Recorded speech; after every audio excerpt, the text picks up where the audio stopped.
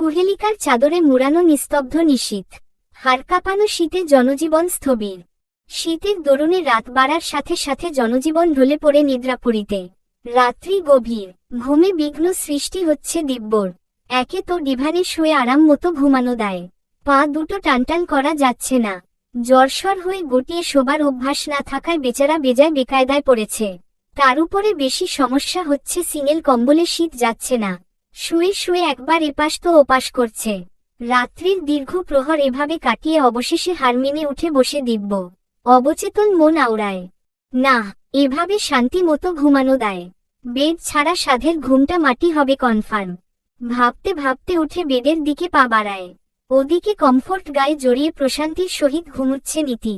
ঘুমন্ত নিষ্পাপ ফেসটা দেখে দিব্যর কঠোর মনে একটু দয়ার সঞ্চার হলো বোধ হয়। তাই তো নীতিকে ডেকে ওপাশে সরতে বলবে ভেবেও কথাটা গিলে নেয় দিব্য। নিজেই বেডের ওপাশে শুয়ে পড়ে। এপাশটা জানালার সাথে লাগোয়া। মাত্র ঘুম নেমেছে দিব্যর চোখে, তন্মধ্যে গায়ের উপর ভারী ভারী কিছু অনুভব হতেই ঘুম হালকা হয়। চোখ দুটো মেলে চায়। দিব্যর গায়ের উপর হাত তুলে আষ্টেপৃষ্ঠে জড়িয়ে আছে নীতি।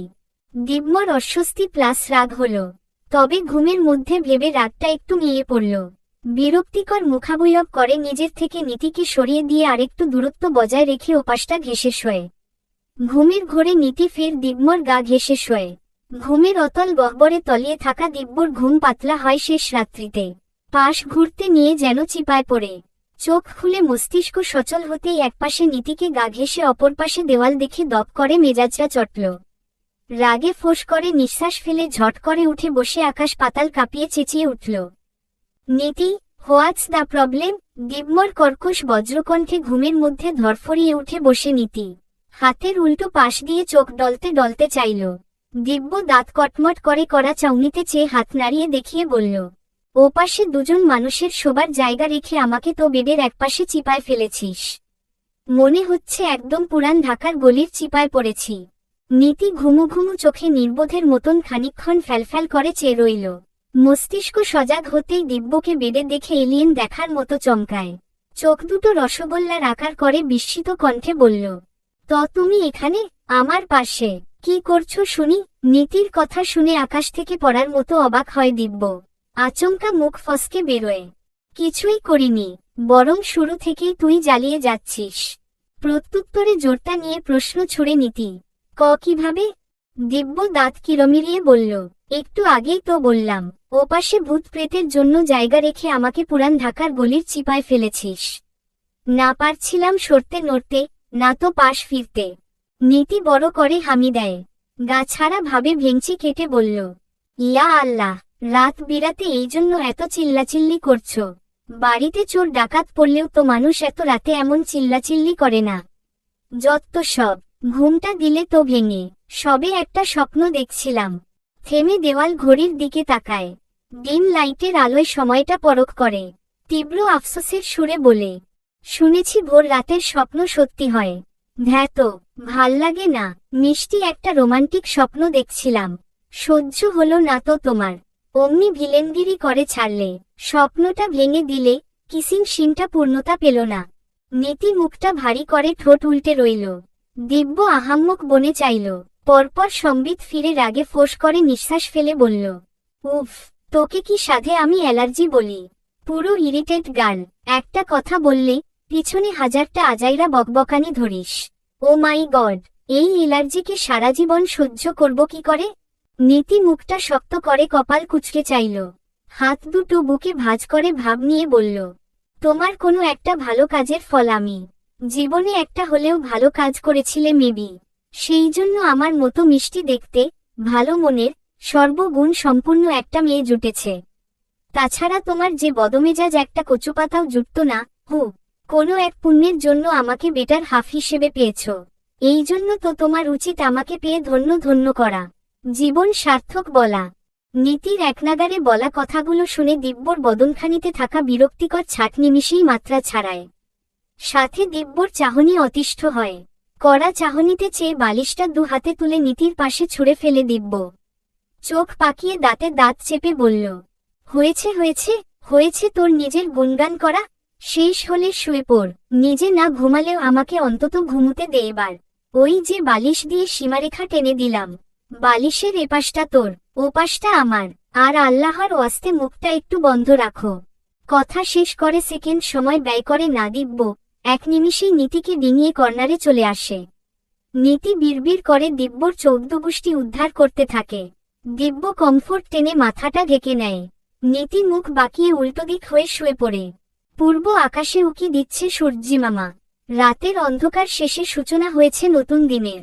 শিশির ভেজা সবুজ ঘাসের উপর সূর্যের আলো চিকচিক করছে। জানালার সফেদ পর্দার ফাঁকফোকর দিয়ে সকালের এক টুকরো নরম কোমল রোদ ঘরময় লুটোপুটি খাচ্ছে। কমফোর্টের নরম উষ্ণতার সাথে প্রিয় মানুষটির গায়ের রোম মিলেমিশে একাকার। এ যেন এক অনন্য দারুণ আবহ। উষ্ণতায় আবেশে আবেশিত হয়ে দীর্ঘ হয় তনুজার ঘুম। ঘুম ভাঙতেই ইভানের উন্মুক্ত বুকে নিজেকে আবিষ্কার করে তনুজা। লজ্জায় গাঢ় হয় ওর গোটা সত্তা। ধীরে ধীরে বুক থেকে মাথাটা তুলে ইভানের দিকে চায়। বালিশে কনুই ঠেকিয়ে হাতের উপর মাথাটা রেখে ইভানের দিকে ঝুঁকে নির্নিমে সপলক দৃষ্টিতে চেয়ে চেয়ে দেখে। ঘুমের মধ্যে মানুষটাকে ইনোসেন্ট লাগছে, বেশ আকর্ষণীয় আর স্নিগ্ধ লাগছে। তনুজার একটা হাত আপনা আপনি ইভানের চুলের ভাঁজ গলিয়ে যায়। আলতো করে হাত বুলায়। ইভানের ঘুম যেন গাঢ় হল। নিঃশ্বাসের শব্দ প্রগাঢ় শোনাল। আচমকা তনুজা অধরজোড়া ইভানের ললাটে ছোঁয়ায়। ছোট্ট করে চুম্বন আঁকে ঘুমন্ত ইভানের কপালে। অতঃপর আনমনে আলতো লাজুক হাসি মুখে নিয়ে এলোমেলো শাড়ির আঁচলটা ঠিক করে উঠে বসে। অবিন্যস্ত খোলা চুলগুলো হাত খোপা করে নেয় চটজলদি। বিছানা ছেড়ে নামতেই কানে আসে গম্ভীর দৃঢ় স্বর। গিজার অন করে নিও। তনুজার গোটা শরীর লজ্জায় এই শীতল আবহাওয়ার মতোই জমে কুলফি হয়ে যায়। ইভান জেগে আছে, এটা ভাবতেই আস্ত হয় মেয়েটা। তনুজা পিছু ফিরে চায় না। উল্টোদিক পিঠ করে শাড়ির আঁচল মুঠে পড়ে জোরতা নিয়ে বলল, সমস্যা নেই, লাগবে না, এমনিতেই বেশ দেরি হয়েছে, ওসব করতে বেশি সময় যাবে। তার চেয়ে চট করে তনুজার কথায় লম্বা দাড়ি বসায় ইভান। কথাটা সম্পূর্ণ না শুনেই গাঢ় স্বরে আদেশবাণী নামল, তোমার সমস্যা না থাকলেও আমার আছে, আমার বেবির জন্য। এখন তুমি একা নও, তোমার ঠান্ডা বাঁধলে বেবির জন্য প্রবলেম হবে। যে কোনো ক্ষেত্রে ছাড় দিলেও আমার বেবির ক্ষেত্রে no excuse, no compromise, and no mercy. So যা বলছি তাই করো। তনুজা দীর্ঘশ্বাস ফেলে মাথা নাড়িয়ে হ্যাঁ সূচক উত্তর দেয়। ইভান শব্দহীন স্বল্প হেসে চোখ দুটো বুজে নেয়। মির্জা বাড়িতে যেন ঈদ লেগেছে। আনন্দ উচ্ছ্বাসে উদ্ভাসিত পুরো বাড়ি। বাড়ি ভর্তি মিষ্টির সমারোহে, যেন মিষ্টি মিঠাইয়ের দোকান তুলে আনা হয়েছে। অনেক বছর পর বাড়িতে বাচ্চা কাচ্চা আসতে যাচ্ছে। তার উপরে বাড়ির বড় ছেলের ঘর আলো করে সন্তান জন্ম নিবে। আনন্দ উচ্ছ্বাস যেন একটু বেশি। খুশির আমেজ মুহূর্তেই ছড়িয়ে পড়ে। ইভান সর্বপ্রথমে সুখবরটা দিদুনকে দিয়েছে। ইভানের মা বাবাহীন জীবনে দিদুনের আদর যত্ন, ভালোবাসার অবদান অনস্বীকার্য। দিদুন যেন চোখে হারায় বড় নাতিকে। ওদিকে ইভানও যথেষ্ট শ্রদ্ধা, সমীহ করে দিদুনকে। একটু আগের কথা, হঠাৎ গ্রিভারের হাত ভর্তি মিষ্টির প্যাকেট দেখে নূরজাহান অবাক চাউনিতে চেয়ে শুধায়, হঠাৎ এত মিষ্টি টিস্টি ব্যাপার স্যাপার কি? কোন কুটুম এলো এত উপরোকনাদি নিয়ে? সকালের নাস্তা পর্ব শেষ হয়েছে সবেমাত্র। বাড়ির সদস্যরা সবাই নিচেই প্রায়। তনুজা আর শিরিন টেবিল গুছাচ্ছে। নীতি নৃত্য দুই বোন সোফায় বসে। ইভান কয়েক কদম হেঁটে দিদুনের কাঁধ জড়িয়ে ধরল। মোলায়েম স্বরে বলল, চলো আগে মিষ্টি মুখ করো, তারপর বলছি কোন মেহমান আসতে চলেছে।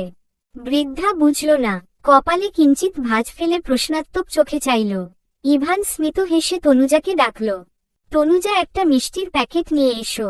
এদিকে তনুজা ইভানের অভিপ্রায় বুঝে নেয়। বেচারি লজ্জায় মিয়ে আছে। লজ্জাবতী গাছের পাতার ন্যায় নিজেকে জুবুথুবু করে রেখেছে। তনুজা আর্ষ্টতায় গাঢ় হয়ে দৃষ্টি জমিনে নিবন্ধ করে প্যাকেট হাতে এগোয়। ইভান নিজ হাতে একটা মিষ্টি তুলে নেয়। নূরজাহানের দিকে বাড়িয়ে বলে, মিষ্টি মুখে মিষ্টি খবর, তোমার দাদুভাই পাপা হতে চলেছে। মির্জা বাড়িতে নতুন মেহমান আসছে। বৃদ্ধা কেবল মুখে পুড়েছিলেন মিষ্টির এক টুকরো। খুশিতে আত্মহারা হয়ে চিবুতে ভুলে যান। শিরিন অবাক হয়ে চাইলেন। নীতি নৃত বিস্ময় একসাথে চেঁচিয়ে উঠল, কি নতুন মেহমান? তার মানে? দুজন চট করে পাশে আসে। তনুজা লজ্জায় আর অস্বস্তিতে মূর্ছা যাওয়ার ন্যায় হয়েছে। নখ দিয়ে ফ্লোর খুঁড়ছে। আনন্দে বাকহারা নূরজাহানের চোখে জলেরা ভিড় করে। আনন্দের আতিশয্যে সজল নয়নে আবেগপ্রবণ হয়ে চাইলেন। একবার তনুজার মাথায় আদর মমতার হাত বুলালেন, অতঃপর ইভানের মাথায় হাতটা থামিয়ে বললেন, আমার দাদুভাই বাবা হবে। আমি খুব করে চাইতাম আমি যেন আমার দাদুভাইয়ের সন্তান নিজ চোখে দেখে যেতে পারি। এখন দেখতে না পারলেও আমার আর কোন আফসোস থাকবে না। শুনে যেতে তো অন্তত পেরেছি। ইভান ইমোশনাল হয়ে পড়ে দিদুনকে জড়িয়ে বলে, ও দিদুন, এভাবে বলো না প্লিজ। তুমি সবটা দেখে যাবে ইনশাআল্লাহ। তুমি আমাদের সাথেই রবে। তোমাকে ছাড়া তো আমার চলবেই না। তোমার করা শাসন, আড়ালে তুলতুলে আদর আমার অলওয়েজ চাই। নূরজাহান আলতো হেসে ইভানকে আদেশ করলেন তনুজার পাশে দাঁড়াতে। তনুজা ইভানের দিকে ছলছল নয়নে চেয়ে মনে সৃষ্টিকর্তার কাছে ওদের জন্য প্রার্থনা করলেন। একগাল হেসে বললেন, এভাবেই জীবনের অপূর্ণতার খাতা পূর্ণতায় ভরে উঠুক। সারা জীবন হেসে খেলে পার করো। তোমাদের ভবিষ্যৎ সুন্দর সুখকর হোক এই দোয়াই করি। নতুন অতিথির আগমনে তোমাদের বন্ধন আরো দৃঢ় মজবুত হোক। নির্ঝঞ্ঝাট জীবন পার করো। ভালো থেকো। শিরিন সুলতানাও এগিয়ে এসে মন থেকে দোয়া করলেন। নীতি নৃত্য এখনই বেবির নামধাম রাখা নিয়ে গবেষণা শুরু করে দেয়। ছেলে বেবি হলে এর নামের সাথে, মেয়ে বেবি হলে দুই বোন জল্পনা কল্পনা করতে থাকে। এর মধ্যে সিঁড়ি ভেঙে নিচে নামছিল দিব্য। নূরজাহান বেগম হাত ছেড়ে ডাকলেন, ছোট দাদুভাই। দিব্য এগিয়ে আসতেই নূরজাহান বললেন, একজনের সুখবর তো শুনে যেতে পারছি, তা ছোট কর্তার সুখবর শুনব কবে? নীতি জোরসে ঝটকা খায়, মনে মনে আওড়ায়, ব্যাটা যে তৃণভোজী প্রাণী, সুখবর কেন? কোনো খবরই ইহজন্মেও সম্ভব নয়। দিব্য নির্বোধের মতন নূরজাহানের দিকে চাইল। নূরজাহান হাস্যোজ্জ্বল মুখে বললেন, বাড়িতে নতুন অতিথি আসছে। কাকা হতে যাচ্ছ তুমি, নাও মিষ্টি খাও। কথাটা শেষ করেই দিব্যর মুখে একটা কালোজাম পুড়ে দেয় নূরজাহান। দিব্য গলাধকরণ করে নেয়, অতঃপর জোর করে মুখে হাসি হাসি ভাব ফুটিয়ে তোলে।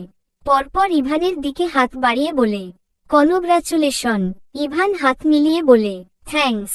চলবে।